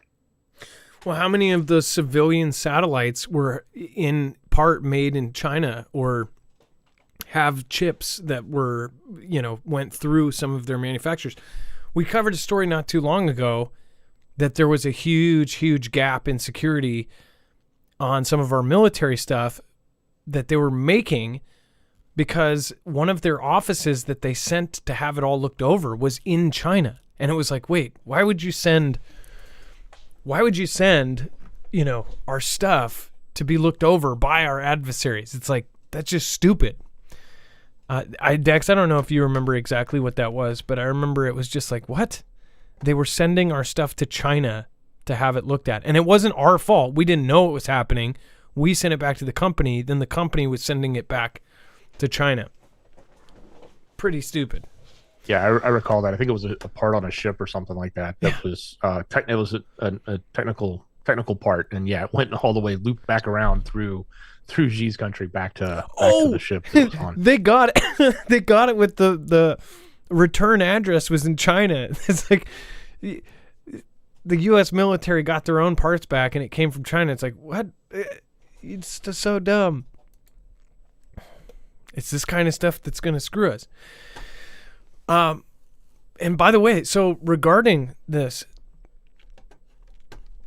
I briefly mentioned it the other day. Foogle fam military members have been talking about, they got some sort of memo on the EAS system. So I'm not going to go fully into it, but one thing I want to point out, and I'll try to get more and see what I can say. But something is going on with the EAS systems where not only are we having false alerts, but they're not even reporting it. And here's where I'm going to make a call to action, if you can. All around the country, around the world, if you see an odd EAS, record it and send it to us or submit it. You just, I don't know if you can they upload it to YouTube? I don't think you can. I know the EAS, they've got rules around, like, you can't just air it or broadcast it or something, but you can record it, right? I think there's no problem with that. If you're just recording it off your TV. Yeah, if you see an odd one, record it, take a picture of it, and then send it to us, or even upload it, and then go to marfooglenews.com/playmyvideo. Something has been going on with the system, and it might be something cyber-wise, and I don't think it's reported publicly yet. I'm just wondering, what is the capabilities of that? If they could knock that out, that would be extremely bad. They've already had issues with it. Obviously, biggest one was Hawaii, where they sent out a false missile alert. But Russia, right now, what's crazy is Russia's having these false missile alerts go out to their country. They've even had their TV taken over. So does that kind of say to us that we were responsible for that, or somebody in this country was responsible for that, and now our country and our military is being told that we may have false messages out on our EAS, And false messages out through the official EAS can be very dangerous. If you can imagine the fear that they had in Russia when whatever the Podosevich or Podosevok, when that city had that thing that said missiles are on their way, find shelter, that causes panic. It causes people to freak out. If you had that on a massive scale, like a presidential alert type style, that would be very bad. So keep an eye on that, but also understand, I guess, I would say look at what the message is and see if it doesn't make sense, then it may be false or fake, I guess. But at the same time, I can't tell you if there's a hurricane warning, it's most likely real, and you probably should find. Either way, I would say do what it says within reason. But this is something that it correlates directly with what is happening there. So I do believe it. And it is coming from multiple Fugel family members. They're saying that something is going on with our EAS, emergency systems. So if you have more information on that, you can also email adam@marfugelnews.com or dex@marfugelnews.com. Are we going to have another kind of Hawaii false missile alert? If that was even a false missile, that's what I wonder. And so please pay attention, keep your head on a swivel, don't panic, think everything through very thoroughly. And then Germany scramble fighters to block Russian jets hours after U.S. drone crash. And it's, of course, this is two countries we've been following pretty closely right now because there's a lot going on here with their politics. It says the UK and Germany scrambled fighter jets to intercept two Russian aircraft flying near Estonia late Tuesday. The Russian aircraft, Russian IL-78 Midas refueling plane, and an Antonov 148 military transport approached NATO airspace without contacting Estonian authorities. The incident was the first time that the UK and Germany had conducted a joint air intercept as part of the NATO treaty. It said that NATO countries to form the bedrock of our collective security, UK Armed Forces Minister James Hiapi said in a statement. It says, quote, "This joint UK and German deployment in the Baltics clearly demonstrates our collective resolve to challenge any potential threat to NATO's borders whilst demonstrating our combined strength." The incident came just hours after two Russian jets downed a $32 million U.S. drone over the Black Sea. The two jets had harassed the unmanned aircraft for several minutes before clipping the drone's propeller. So that's a picture there of a Predator drone that, as you can see in the background, the very back has a propeller. They say that how it was taken down is one of the other craft, some even believe it was on purpose, were able to fly by and clip a part of it to the point where it went down. What was that? A Reaper. Oh, no. Yeah, you're right. It's a Reaper MQ-9, right? Is this a Reaper? So what's the difference between a Reaper and a Predator? Is one bigger? The Reapers are huge. The Predators are small. So what are they featuring here? So that's the MQ-9, the Reaper that's in that picture, is the type of drone that was taken down. Okay, so that's the size I always thought of a Predator. So how big is a Predator drone? Are those like model aircraft size or something? It's a little smaller. Huh. This is the big one. The Reapers are pretty large. What a name, too. The Reaper. The Reaper's coming to get you. But it was a U.S. aircraft, and they took it down, and they're saying that it was on purpose. We still haven't had it. It doesn't have, after this whole collision thing, they still have not released the video of it. But it says that Russia warns U.S. to stop hostile flights after the Black Sea drone collision. And remember, this could be an M. Night Shyamalan twisty turn story, too. We could find out something completely different later on. We don't know what really happened here, and I don't think we will. It says Russia has warned the United States to cease hostile activity near its border after the dramatic incident involving an American drone over the Black Sea. What if that drone was doing something super shady? I don't know. What if we were on a secret mission and they ended up, they knew it or something. They had information on it or something. We don't know. It says UKR said Wednesday that the episode, the first known direct confrontation between the two superpowers since the war began last year, illustrated the Kremlin's desire to expand the conflict. Now, they say that that was the first instance between us. We have had American soldiers supposedly, like that, the American soldier who was literally AWOL from the Navy SEALs. The guy supposedly went AWOL, so just left illegally, left the Navy SEALs, one of the most respected groups of the Navy, to go then fight for UKR. He perished in UKR, and they said, "Oh, this guy, he wasn't a Navy SEAL. He actually was AWOL, and he was fighting for UKR." It could be believable. He could be contracted or be getting paid to do it, whatever else. But it doesn't make too much common sense that somebody usually goes AWOL because they're afraid to fight or something like that. Maybe there's other reasons. Maybe you guys can list them. But usually if they go AWOL, they don't go back into another war, right? If they're a deserter, they don't go jump into another war voluntarily. So what I'm getting at is a lot of us thought maybe there are American troops there and they're getting taken out and they just don't say it, right? So I just wonder how many actual, confrontations that the U.S. and Russia have had lately and how many of them are actually covered up. A Russian fighter jet harassed and then collided with the propeller of an MQ-9 Reaper drone on Tuesday, forcing the U.S. to bring the drone down in international waters, the U.S. military said. Washington said that it was a brazen violation of international law and summoned Moscow's envoy to lodge a protest. But Russia denied its planes came into contact with the drone, but accused the U.S. of being to blame for conducting surveillance near its airspace to help UKR.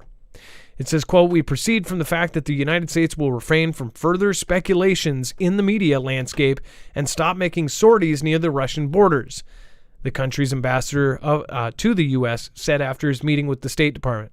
It says, "We perceive any actions involving the use of American weapons and American equipment as openly hostile." Basically, these are fighting words. This is like going fisticuffs with us. And then the U.S. and Russia ratchet up their rhetoric over the downing of drone. Dex, you want to go over this and comment on that previous?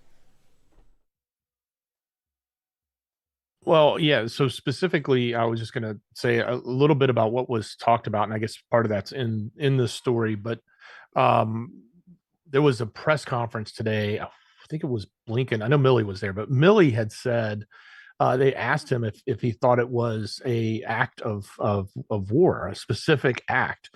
And he just sort of wrote it off as like, yeah, incidents happen. We do not seek an armed, I'm quoting, incidents happen. We do not seek an armed conflict with Russia, but we should just investigate and move on. And it's kind of what you said yesterday. It was like, it's just going to be one of those move on kind of things. You're just going to, here today, gone tomorrow. Nothing's going to come of it kind of thing. It's going to be swept under the rug. I thought that was interesting. The other thing that I took out of that conference was they said, "Hey, it's in 4,000 feet of water. It's pretty deep, at least, was what they had predicted." And part of what's being talked about here is there's like a race now to see who's going to get to it first. Of course, we don't have anybody there. We have friends there, but we don't have our ships right there. We're not in a position to just instantly move over to that location and secure the area or secure the water and start diving. Russia said they're rushing to get to it. They want to get to it. They want to grab it. Now, we did say in that press conference that they have, they had plans in place that they executed that would destroy sensitive things that were on that, I guess, before it crashes or something like that, so that they can protect anything that they don't want others to take. So they did say that was executed. So presumably it was destroyed as it impacted or before it impacted the water. But there is a race right now trying to figure out who's going to get to it first, and if they can even recover anything, and if there's anything worth recovering. But the fact that Russia has come out and said, yeah, we're going to go there and we're going to get to it, and it's easy for them to get to it. It's right off their shore. They're there. We're not. So it'll be, if we do show up, it will probably be one of those scenarios that we're showing up and our adversary is sitting there already. And then what do we do? Do we just let it go, or do we engage? And that'll be the interesting thing. I don't think they need to. I think it's just like when President JB called Russia ahead of time when he was going to meet with the other Vlad. It's like they'll probably come in like, this is our stuff. I don't think they need the Reaper to.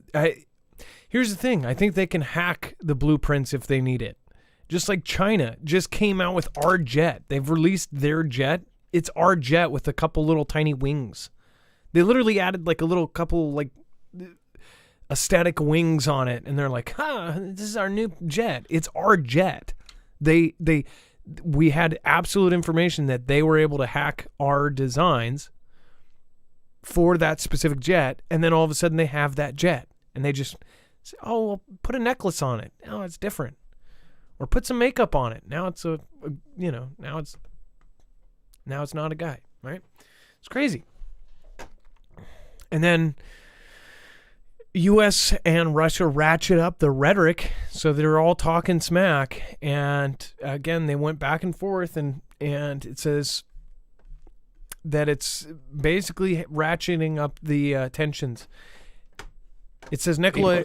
Go ahead. Sorry, Adam. I was going to say, most specifically, I think this, if anything, if what Russia has been claiming is that we were in their territory, then they're going to, if they hold that position, which they have, and they continue to hold it, they're going to use that to say, hey, look, the U.S. is actually the ones over here doing this. It's not just UKR.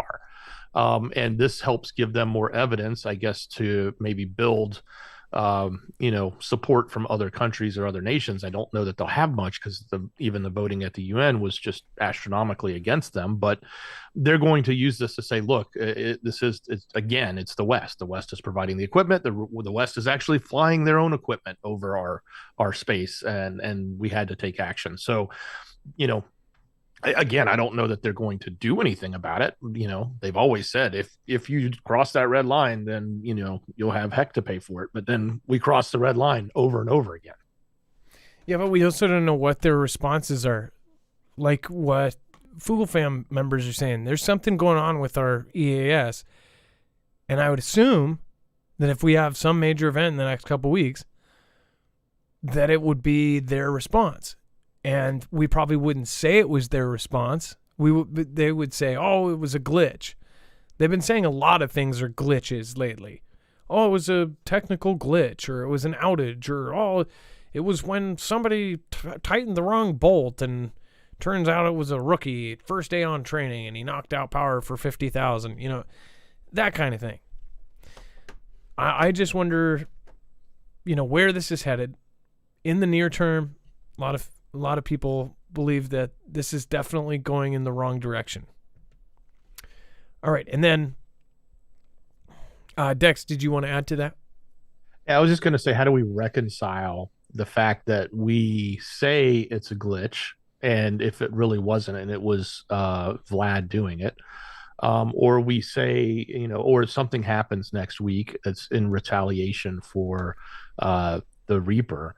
But then we don't point the finger at him. We just let it go and say it was, an accident, or it was circumstance, right? If that's the case, and then how do you reconcile that position with the position that everyone is saying, all we really want to do is go into conflict with them? Well, we've got enough reasons. If we want to go into conflict with them, we can, and we actually are in conflict with them. We're just not having to use our own human capital. We're using others. We're using the souls of UKR to fight this battle.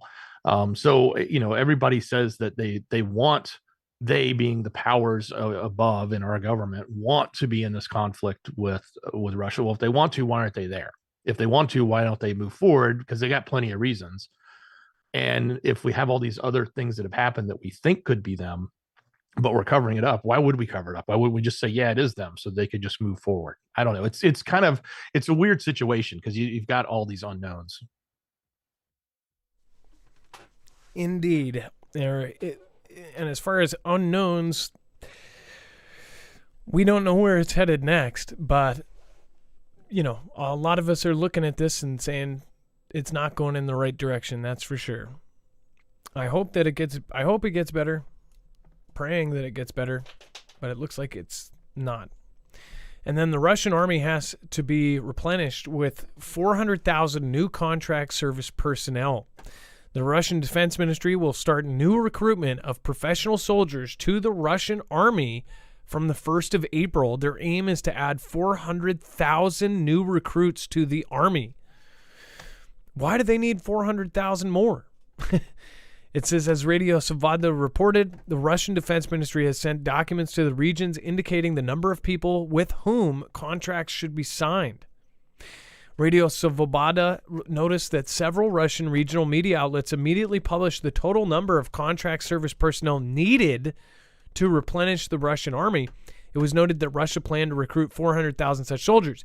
Now, how they're putting this is that it is because they lost so many people, they need to do this to recover from how badly they're losing.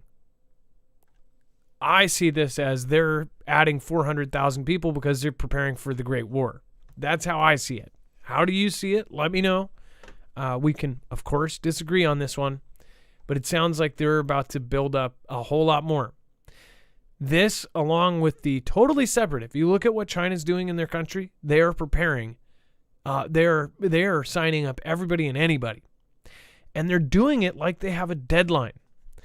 They are also doing absolutely anything. They've offered pilots for their 3rd and 4th carrier. They've even now gone out before the 4th carrier is officially even done. They're trying to hire pilots for that. And they're even going to American personnel and offering them huge lump sums of money to come fly. And they say, after you're done, you'll get this giant amount of money. They're basically bribing our Air Force pilots to go over there, which is, if whoever does go over there, you're a POS. But again, that's what's happening. I think that they're all getting ready for the Great War. And then Dex, here in a second, I'm going to have you go over UKR says it shot down a Russian supersonic boom. Real quick, though, if you do want to get survival food in bulk, we have a really good resource for you. Go over to marfooglenews.com/prep. You can get freeze-dried food in bulk that is going to last 25 plus years. Not only that, you can also get a really awesome freebie right now. When you get a 3-month kit, you will actually get an Alexa Pure Pro, which is, again, a $300 plus value, and you're going to get that for free. That can, it's a gravity-fed water filtration system that gets rid of 99% of all of the nasty stuff, fluoride, chlorine, viruses, bacteria, pesticides, pharmaceuticals, pretty much anything else. If you don't trust your water, which most people don't, that's a really great freebie to just get along with 3 months of food. They have smaller packages too. They have a week. They have 3-day packs for your, go bags. They have all sorts of great stuff. You basically cook it with water and boom, it comes back to life. Really, really cool. Very, very good way to get the amount of food that you actually want to plan for. Say in your head, you're like, we need 6 months of food. This is a very economical way to do it, and it's very space saving as well. If you look at 6 months worth of food in any other way, tons of cans, it can take up a lot of space. This actually takes up very minimal space, and it will get you to where you need to be. And it's affordable compared to some of their competitors, which can be 2 to 3 times as much. So, and then Dex, do you want to talk about UKR says it shot down Russian supersonic bomber over the world's bloodiest battlefield?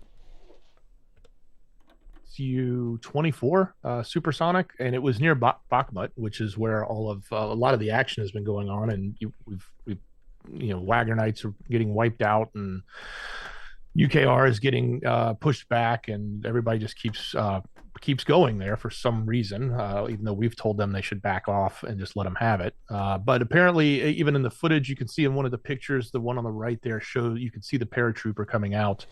Or the pilot parachuting out of the plane. They're claiming this was an Su-24, a Soviet-era version of that boomer, and it's one of a few that they've actually taken down. So they've got another notch, I guess, on the belt for number of these types of planes that they've downed. So, yet again, another kind of piece of info that we won't 100% know what actually happened there, but it sounds to me like there is far more events going on than what even the news fits in. We're barely hearing about what is actually happening there. If you follow some of the telegrams from different parts of the world, there's a lot of people dying on both sides, it seems, but it seems like there's actually more UKR people perishing.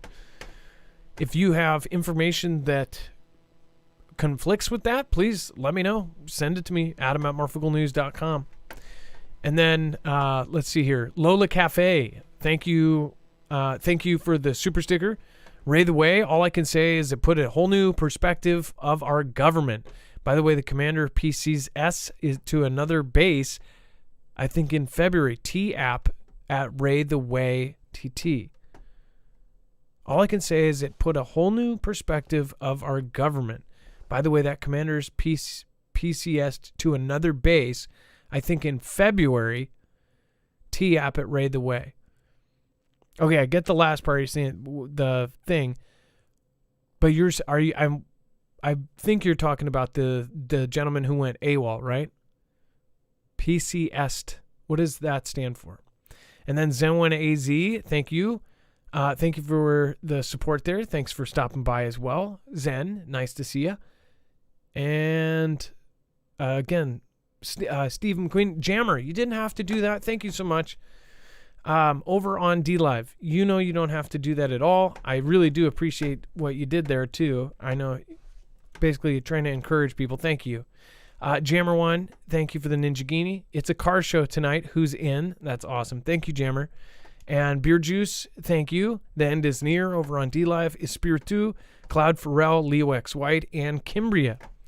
Thank you, and thank you. Dex, did you had something to add there? Vlad using old equipment, not current equipment, especially since this was over the airspace when it was taken down. So this is, again, as it called it, a Soviet, but this is reported like on Wikipedia. When you look at the list of planes, it's an attack, not necessarily a boomer. And for what it's worth, they have about 273 of them. So they've got a handful of these they can lose. But it is so far down the list as far as when planes were introduced, because this one was introduced back in 1975. So it's an old plane. Again, the point being, they're not taking their, Su-57s or Su-35s and rolling them across the border to be taken down by, Western equipment in the hands of UKR. They're bragging about taking down a 50-year-old plane or whatever. Basically, they still have not taken their newest. I don't know if they have 5th gen. Is that what you would call the newest, their jet? They don't have their newest gen fighter jets going in there yet. They don't even have them. They didn't even go over the border yet with some of their high-tech stuff. And that may have changed the last month, but as of about a month and a half ago, they didn't.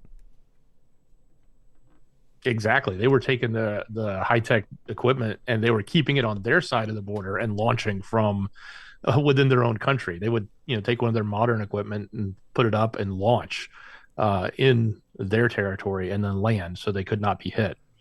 Yeah, they their latest gen jets have such a range similar to ours. I don't think they can touch ours as far as like. I think they have like 500 miles less range or something like that. I saw infographics video that showed the two different jets and like how they line up, but they are in certain areas ahead of ours, but in most areas they're behind.